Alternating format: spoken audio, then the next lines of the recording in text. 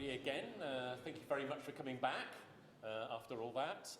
We're running a little behind schedule, but you might be aware that our final speaker unfortunately had to pull out, so Fraser from Raging, because he's actually got COVID. So that happens to be picking up again, unfortunately. I can see there's an impromptu meeting of the Wind Energy Theme Leadership Group over here, which is brilliant. This is why we're here. Fantastic. So hopefully you're enjoying it so far. You've had lots of opportunity to chat, which is what it's about. Meet new people within your own theme, people you didn't know. Can be a bit kind of isolating sometimes, the research that we do, can't it? So this is great. Anyway, very pleased to present the next speaker. So Adrian Gillespie is the CEO of Scottish Enterprise. Before that, he did work for a while for Strathclyde University. And he just reminded me earlier that actually he's been the CEO for a year now, which seems just like yesterday. But the thing about the pandemic 3 years, it's like they didn't exist. So when somebody asks me how long ago something said, and I go, it was 2 years, I always have to add 3 onto that, because otherwise I don't get the right. Anyway, so without further ado, Adrian, thank you very much.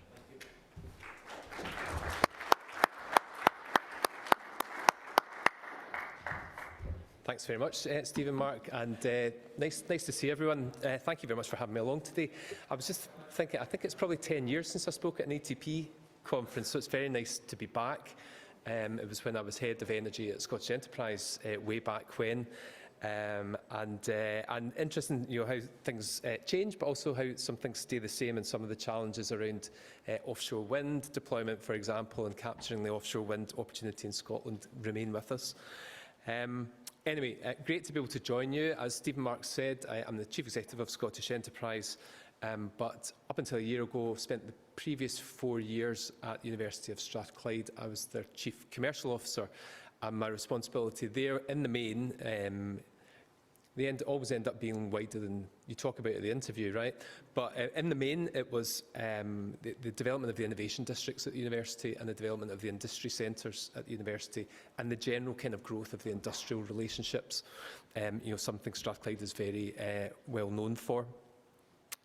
And actually, when I was there, Stephen, Mark and I, we used to chat sometimes informally about how we could get some more money out of Scottish Enterprise. And little did I know at that time that the poacher would turn gamekeeper, or is it the other way around? But anyway, I hope some of those tips were helpful, but maybe not too helpful.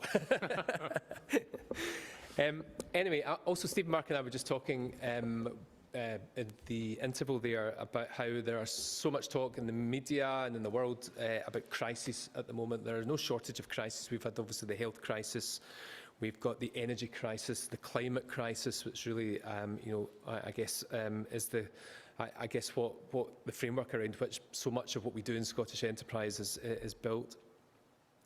So the cost of living crisis, something that's affecting everybody and affecting a lot of investment that we're seeing in the country at the moment, being harder to secure and stretching a bit further out into the future than we would like. But in all of this, we need to look for the opportunity, or certainly that's my job anyway as Chief Executive of Scottish Enterprise, is to find the opportunity in amongst all of that challenge. For those of you who don't know Scottish Enterprise well, Scottish Enterprise is Scotland's national economic development agency.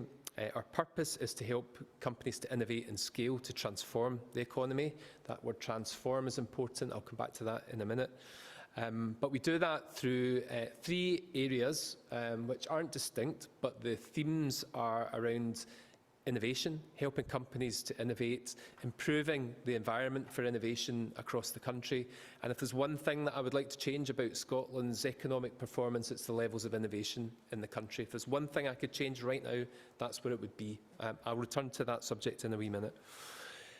We're an international organisation. That's the second of the themes, international. We have offices across the world, over 30 locations across the world.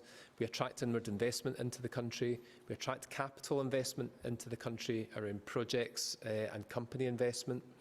And we also help companies to trade internationally, which is not straightforward at the moment, but in actual fact, some of our trade figures are really very encouraging indeed when you take into account the environment that companies have been working in over the last few years.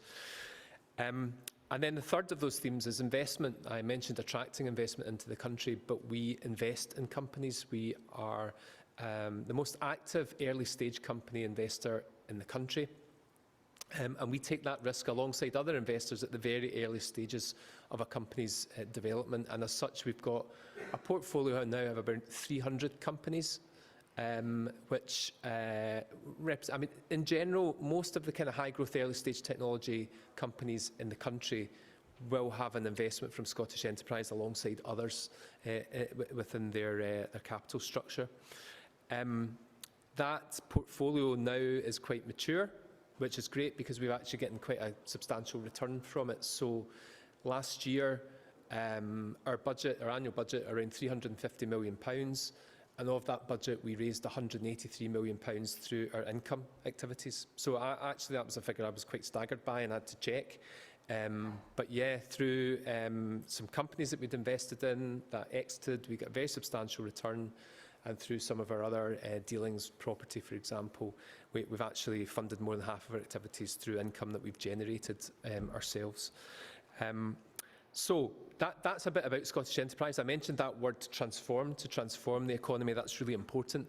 The Scottish Government's strategy, which I'm sure Kirsty touched on this morning, is a national strategy for economic transformation. So that word's in there again. The strategy for a vision for not just a well-being economy, but an economy that's fairer, wealthier and greener. So I think, first of all, I thought worth touching a little bit. I've mentioned innovation and the need to kind of change our innovation performance. But on the encouraging side, and you'll be very well aware of this, is we start from a place of having very significant advantages.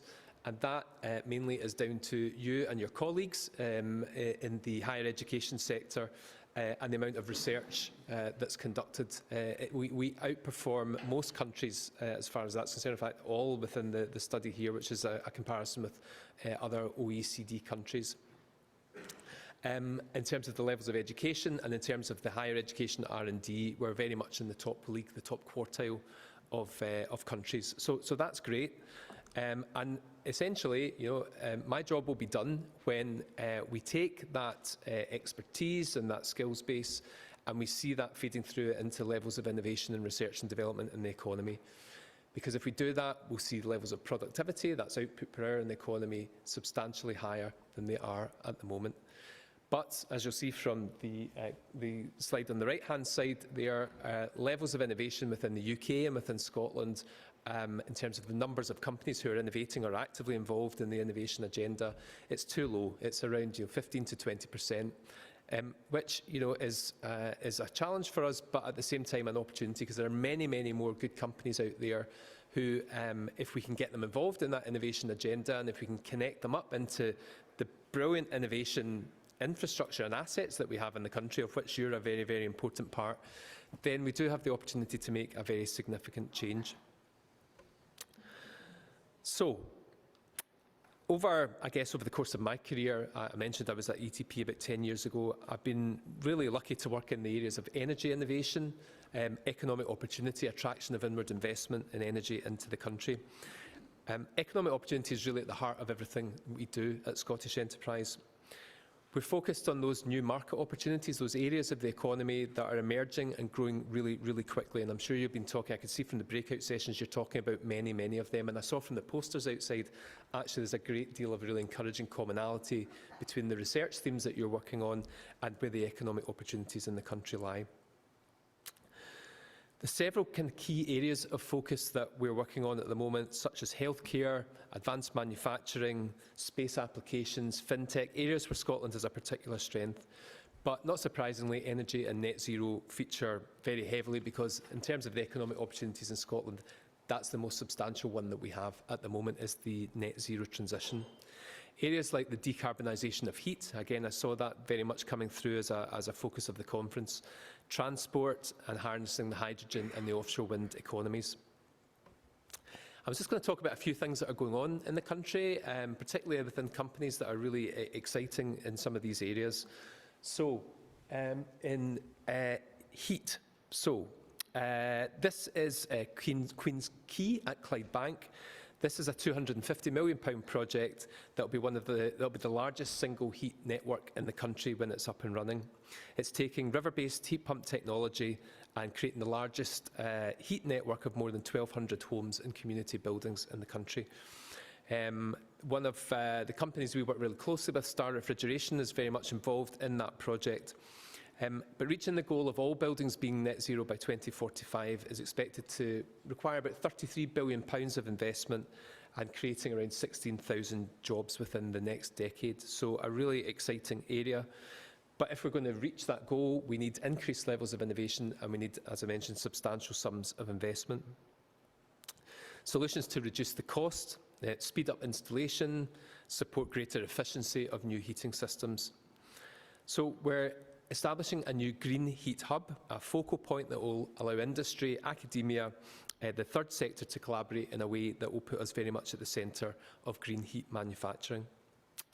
Some exciting developments already in this space. Last year, just at COP26, I was really lucky to be involved in an announcement at Mitsubishi in Livingston. They're investing over £15 million in developing the next generation of heat pump technologies, low carbon heat technologies that are going to be exported all across Europe, and they're doing that from the site in Livingston. Projects like at the University of Glasgow developed new technology to tackle some of the issues found in current heat pumps by integrating heat storage. University of Edinburgh spin out Seaworm. They're working with a leading international engineering company to develop the next generation of low-cost heat pumps. Edinburgh spin out Exergy 3. They've joined forces with Cochrane, a Scottish boiler manufacturer based in the Borders, to develop large-scale thermal storage plants. So we're working with teams across Scotland to help accelerate progress within this exciting area. Funding and advice through to supporting specific programmes. For example, the Energy Industry Doctorate Programme, recognising the role that mine water geothermal can play in decarbonising heat. And in transport, there's a whole array of projects that are happening at the moment, with more emerging every week, actually. Areas like manufacturing process for zero-emission refuse collection vehicles, new tooling to support fuel cell development for niche light commercial vehicles, and retrofit technology that can be retrofitted into niche vehicles such as timber trucks. And this is the world's first electric fire engine, and that's been manufactured by a company in Cumnock in Ayrshire. We've worked with that company, Emergency One, to develop this, the E1 Evo. Now, not only is this being rolled out across the Scottish Fire and Rescue Service in Scotland, but they're actually now beginning to export this vehicle to France. So again, being at the forefront of the opportunity in this space, working really closely with this company around international innovation and investment. And another project that we're working on will see the UK's first fully electric cement mixer vehicle manufactured in Motherwell. So not things you would necessarily associate with happening in Scotland, but again, being at the forefront of some of these industries gives us the opportunity not just to innovate in this space, but to manufacture the vehicles here as well. And that extends beyond roads into marine. This is a project called Smart Green Shipping. This is a company that was really kind of attracted by the message Scotland sent out around COP26 to come and bring their project to Scotland. And Smart Green Shipping retrofit sails onto large marine vessels. And that's going to play a really important part in their green transition. It can take about 20% of the carbon out of carbon emissions out of this actually quite carbon-intensive sector. Now, really important to our ambition to decarbonise heat and transport is our ambition to become a hydrogen nation, and I'm sure Kirsty will have talked about this morning. We're in a really strong position to produce green hydrogen from our abundant renewable energy resources. Now, that doesn't just give us a really great opportunity to be at the forefront of the hydrogen transition in terms of the generation of hydrogen, but the implications of this on our world-class subsea and oil and gas supply chains is very substantial. Predicted that the hydrogen economy in Scotland could be worth up to 300,000 jobs. And when you consider the scale of the oil and gas industry in Scotland, or as it has been historically, that doesn't seem to be kind of too far away from what's possible. The challenge here again is delivering the scale of investment that's required for that transition. But I've been involved in a lot of advanced discussions with companies who really want to see Scotland as leading in this area and want to come and invest around this opportunity. Clearly, with what's happened since February, since the invasion of Ukraine, it's really changed the dynamics of this sector in Europe, and the demand from countries like Germany, for example, for green hydrogen, and the opportunity that we have to generate hydrogen to fulfil our own needs, to undertake our own transition, but also to help other countries around their energy transition as well, is very exciting indeed. Our offshore wind potential is absolutely vast, and not only does that give us the opportunity to generate green hydrogen, but in partnership with the Crown Estate Scotland, we're developing an offshore wind national programme to try and harness the economic benefits of the over 25 gigawatts, 28 gigawatts now actually, of potential offshore wind projects that are in the pipeline. And critical to that will be securing the high-value manufacturing jobs that come alongside with that. And I mentioned at the top of my discussion that remains a challenge for us. We need, and we're seeing really fresh thinking in areas like floating offshore wind, cabling, digitally assisted autonomous robots in maintenance, corrosion-free materials, port-to-site logistics, mooring systems, wind-to-grid and wind-to-electrolyser systems, and that's just the ones that we know about at the moment. There will be many, many more, and the solutions that we come up with initially will not be the best solutions in 5 years' time. There's a whole decades of innovation potential within this sector. We've really got to, if we're going to rise to this challenge, supercharge our capability and our capacity in this area, our infrastructure, our supply chain. We've got to capture a really significant proportion of what's forecasted to be an £80 billion global offshore wind market, and at the same time use that to become a world-leading hydrogen-fuelled economy. There's lots of really good collaboration happening in hydrogen across the country, and you'll be involved in many of these. We have the Powerhouse project between Strathclyde and the University of the Highlands and Islands, a major hydrogen hub being developed at Cromarty, the Hydrogen Accelerator at St Andrews, the Scottish Hydrogen Innovation Network, bringing together ETP, St Andrews, the Power Network Demonstration Centre at Strathclyde, the Net Zero Technology Centre. So again, these projects that bring together the really great assets that we've got across the country. It was great to hear recently that ETP now has hydrogen as one of its kind of key themes, and also that the Energy Skills Partnership is supporting new college courses in hydrogen across the country. These are big challenges, big opportunities, and no one organisation can fully harness or support them to happen. But when you see that kind of collaboration that's happening across the country, and as I say, ETP is a really integral and important part of that, then you can start to see the magic happen and start to see the solutions happen at pace, and start to see that brilliant innovation coming through. We have all the ingredients leading into educational institutes, research excellence. We have commercial investors, commercial investments, business networks, public sector support like Scottish Enterprise, the other economic development agencies, industry bodies, incubators, innovation centres, wider innovation districts that are growing up across the country, and I'll talk a bit more about them in a minute, these breeding grounds for the commercialisation of new ideas. In fact, one of Scotland's kind of prize innovation assets is not too far from here, the Edinburgh Bioquarter. That's been a long-term project that's brought together, as I say, the kind of key ingredients that we have, which is our academic expertise, our clinical practitioner expertise, access to patients, and some of the commercialisation support around new spin-out companies, office space, Grade A office space, lab facilities that's going to attract more companies to come in around that opportunity.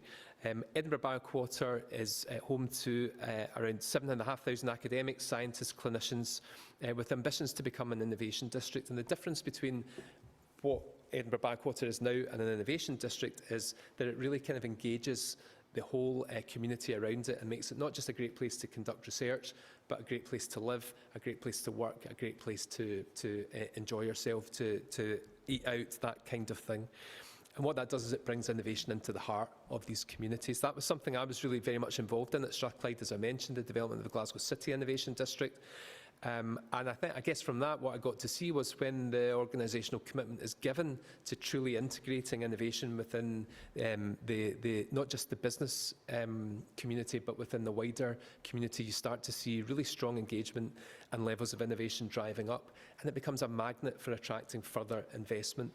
And I recall when you get all of those ingredients right, when you're actually talking to a company about coming to Scotland, it becomes a much, much easier conversation when you show them they have everything. They have the access to great academic expertise, access to skills, access to investment, and a really good place to live and work. Then that becomes really compelling as an investment proposition.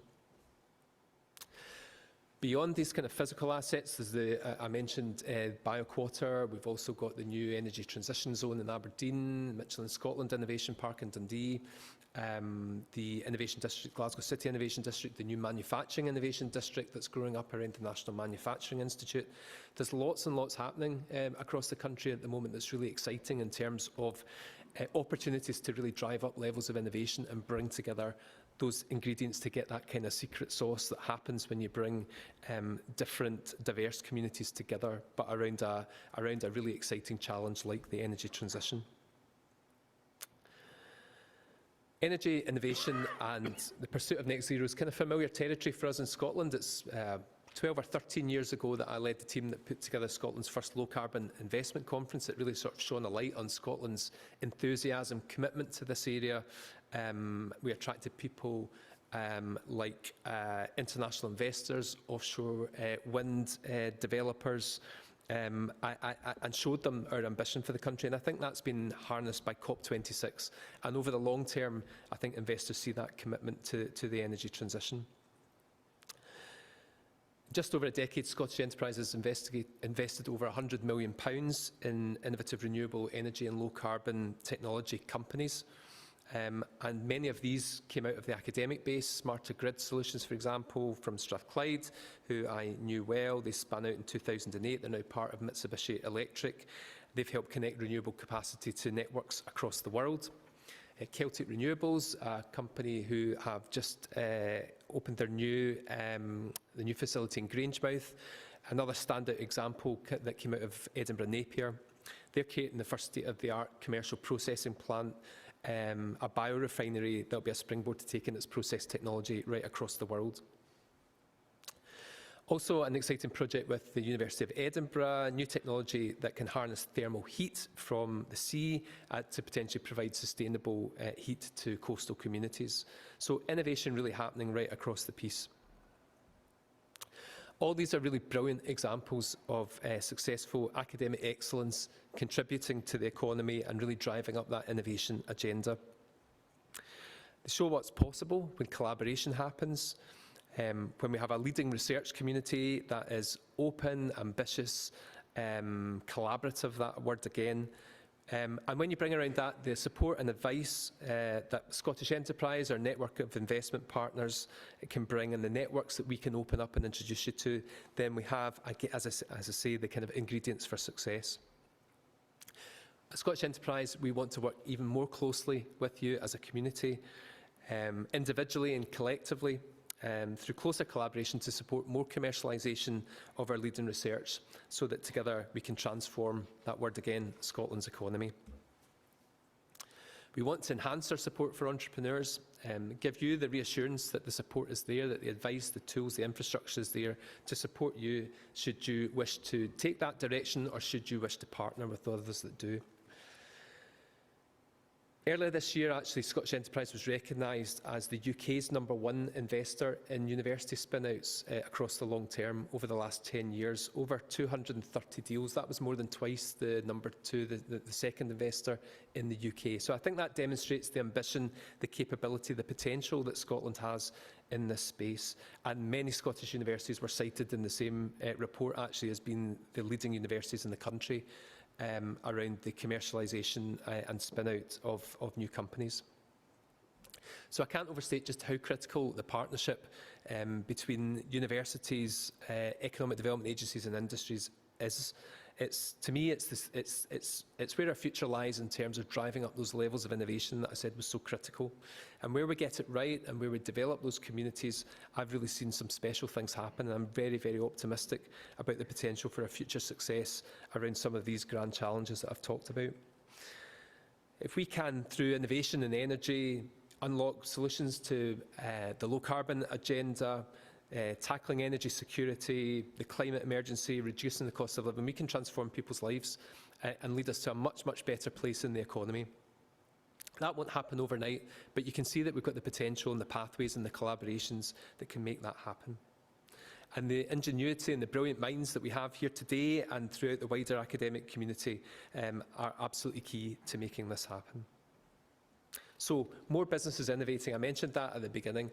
There's a really important role that you can play in that. I'm asking you today, I know you're involved in lots and lots of this, but if you can get one more company each to get involved in the innovation agenda, that will drive a transformation in the economy, genuinely transform the economy. If you can convince through your international networks, a company to take an interest in Scotland and come and talk to Scotland as a place where it could start or grow its business, that would be transformational for Scotland's economy. Together, I think we can take these ideas out of the lab to full-scale deployment. We've done it before. We know what works. We've got all of the ingredients there. That will transform the workforce. It will transform the economy. So we welcome your boldness, your genius, your creativity in helping to build that more successful, more innovative economic future. And I very much look forward to working with you around that agenda. Thank you very much.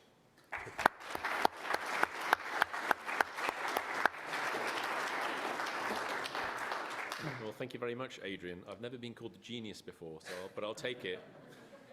Okay. So, does anybody have any questions for Adrian? I know I've got hunters, but hands up, please. Yes, over there. Could you please introduce yourself, my fine friend? Of course, Alex Reid from ETP. Hi, Alex. Hi. Picking up on your point, and a couple of slides you had up, focusing on what you might describe as more kind of legacy engineering-led businesses such as Emergency One, and I talk quite a number of these businesses in my role focusing on transport.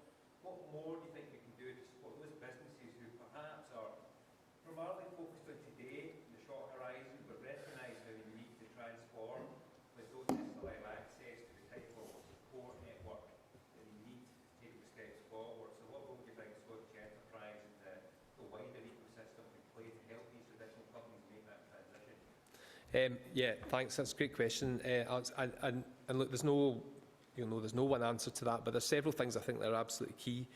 I think first of all, making it easy for companies to kind of access that kind of ecosystem environment. That's why I think innovation districts can be brilliant for that, because they're kind of non-threatening. Do you know what? They're environments that companies will recognise. It's not like them taking a step into the dark, into a completely different kind of culture and environment.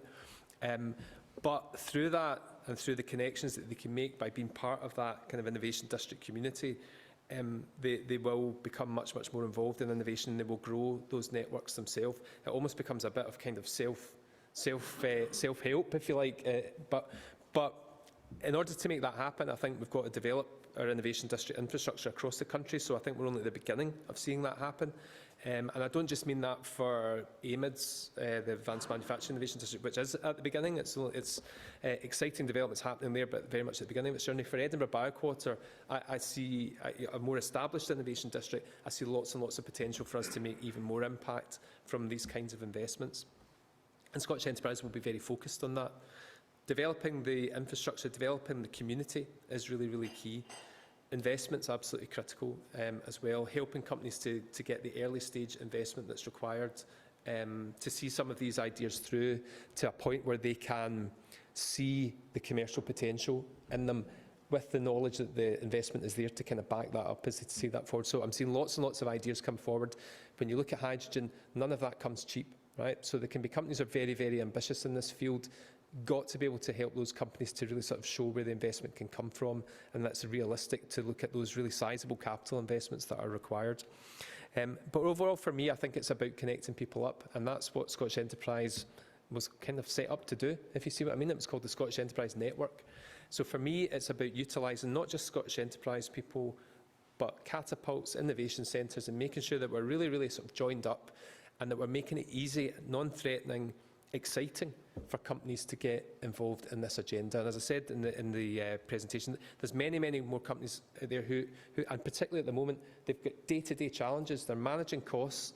It's very, very difficult to create that kind of management headroom. So when you do, and you do get the opportunity to do that, it's got to be in a really exciting space. So that's why I really welcome investments like the National Manufacturing Institute, which will take advanced technology, but we'll be able to kind of translate that in a way that companies will kind of get it in terms of why they should be interested in it and what that can do to transform their business. So that's an example in the manufacturing space. There are many, many more. But as I say, I think we have a lot of the ingredients across Scotland. It's connecting them up. That's what I don't think we've done well in the past, not through lack of effort. I just think it's been harder in the past than now. I think we've got some understanding of models now that really, really work about how we bring these communities together in a way that 20 years ago, and I was involved in this agenda 20 years ago, it just wouldn't have been possible. I mean, I used to have discussions with senior academics 20 years ago, and the question was, why should I be interested in the economy?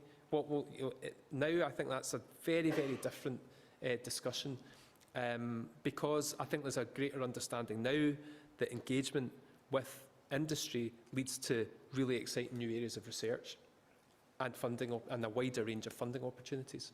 So I see that changing, and I think that change in Scotland will release a lot of that excellence that I said in the slide up front. We've got it in abundance, so for me the potential is really, really great. But I don't underestimate the challenge of that at the moment, particularly when companies are really sort of struggling to manage their day-to-day challenges. Thank you. Neil. Thanks very much. Neil Roberts from the University of Edinburgh. Hi. One word which didn't feature at all in your presentation was solar.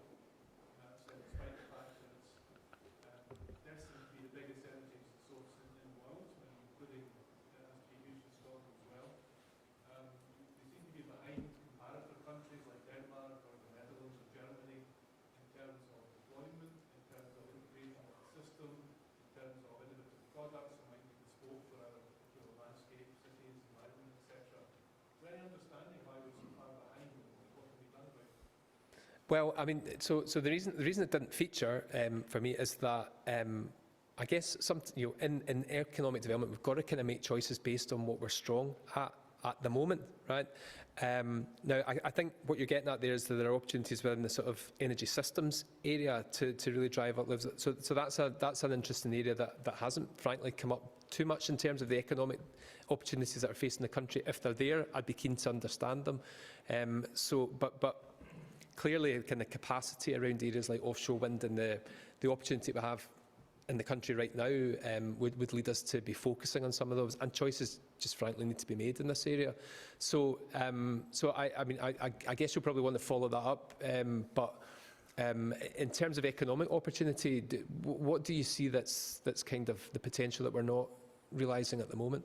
I'm genuinely be interested in understanding that. I think there's been a failure to appreciate the cost reduction curve. And snapshots in the past, people said, well, that's expensive here because we're not funding enough. And of course, with the price plummeting, we're now in a situation where it's cost effective here as well as everywhere else. Yeah. However, we've never really realised that in the country, and never therefore taken advantage of, for example, the fact it's complementary to wind. So when solar's up, wind's down, wind's up, solar's down. In terms of system integration, we've also never really grasped the fact that we may have opportunities for bespoke products that are particularly suited to building integration, our particular buildings, or indeed for agricultural integration with our particular agricultural systems. And also the way that things are going with the costs coming down, the countries in general are 50 odd degrees north, but they're all starting to wake up to solar. Right. It wasn't the case 10 years ago. Now it's feasible for more extreme latitudes, and therefore it becomes a potential export market as well. So it seems to be a chicken and egg. Yeah. There's no push, and therefore there's no pull, and no pull, there's no push. So it doesn't ever seem to take off. Right, yeah. I mean, I guess it's whether there is a kind of manufacturing innovation, which would be where I would get really interested if there was a manufacturing or an innovation angle to this that would generate economic. from a deployment point of view, I can see what you're getting at, but I guess I would just wonder whether we've got the kind of capability, or whether maybe because we weren't at the forefront, I mentioned about being at the forefront of some of these, that actually maybe it's too late to catch up on some of those areas. You know, I'd need to look at it more closely. I think in terms of manufacturing actual cells, that's dominated by the Far East, and so it didn't Yeah. be the case, and there's no need to actually try to compete in that area. Taking those, importing those cells and building them into products, Okay, certain innovation would then be bespoke for the country. I see. Deployment. Right. Okay. No, that's really. I'd like to understand that better. That's really interesting. And I guess for me, you know, are there companies out there that've got an appetite to do that, or have got a capability that would be a new market opportunity for them? Then that could be really interesting. Yep. Thank you. Okay, that's for further discussion. And I always felt one of the problems with solar, unfortunately, is its name. They're not solar panels, they're light panels. And I think once you change that, you get a different idea about exactly what they can do. Right. Anybody got any other questions? Henry. Henry Jeffrey, Policy Innovation Group, University of Edinburgh. Adrian, Hi. that was a really great and inspiring presentation there about Scotland's capabilities and opportunities. I was really fascinated by the sort of two graphs that you opened with like the access to education and then sort of the productivity, and say that we could move that productivity to the left, the job would be done. I'm interested, do you expect like sort of the three biggest sort of challenges or the three biggest opportunities in moving that graph to the left? What would they be? Okay, great question. I mean, I think offshore wind is probably one of them, in terms of just the huge expertise that we possess around offshore engineering, how important that is to Scotland's economy, and the levels of innovation that are going to be kind of required to make that a reality. Hydrogen's one that's really come up fast. I mean, over the last few months, there's been a real sort of change in the dynamics there as well. I think that offers sort of similar levels of innovation. For me, I think, you know, the biggest opportunity that's not in a kind of sectoral dimension is for many, many more SMEs to become engaged with universities, and to see that as something that's really kind of critical to their future growth, and to understand that they can access that in a way that is affordable, and that offers a return from them that they can see within, you know, timeframes that are within their kind of view in terms of paying back loans, economic recovery, that kind of thing. And I think we've made good inroads there, but I think we've got such a long, long way to go as far as that's concerned. And that is, that to me is probably more a function of the work that we need to do with SMEs, rather than through any kind of lack of will to do that from the academic community. I think the job is to be done to convince companies that that's something that they need to do more of, and to make that easier for them. So if we can drive up, I mean, so like most innovation that happens in the world is fairly incremental innovation. So I've talked about offshore wind, these big, but actually that incremental is the majority of innovation. If we can kind of take that up in Scotland, because we get many, many more companies engaged in the innovation agenda, that would be economic transformation. Thank you. Thank you. Any more questions? I guess I had actually a follow-up one, which is actually very similar to the one that Henry asked, and maybe you've answered it already. Scotland 80%, Ireland 140%. I look at that and I go, what? The research excellence that we have, academic research excellence in Scotland is undoubted, okay? Quite incredible. Quite how it got that way, I don't know. And yet it doesn't seem to have translated into any kind of societal or economic performance by that graph, if we are to believe it. Why is that? And what do we need to do about it? Or what can we, as a group, do about it? Okay, I should kind of qualify that by saying that there's been some studies just in the last few weeks that indicate that picture might not be as bad as we thought it was, by taking a kind of wider look at what innovation constitutes. But there's still a long way to go by any measure. Frankly, I don't know why it's emerged that way. I think there's potentially in the past been a bit of a kind of mismatch in terms of collaboration, that we haven't seen enough collaboration, and there's probably been a bit of a mismatch in terms of our industrial capability and our academic expertise. I see that as being much, much more joined up now. So quite historically how that's come about, I'm not absolutely sure. But what you do see that's really encouraging is levels of entrepreneurship and levels of early stage high growth company creation moving in the right direction. So that gives me a lot of optimism for the future. Okay, thank you. Right, great. Any final questions for Adrian?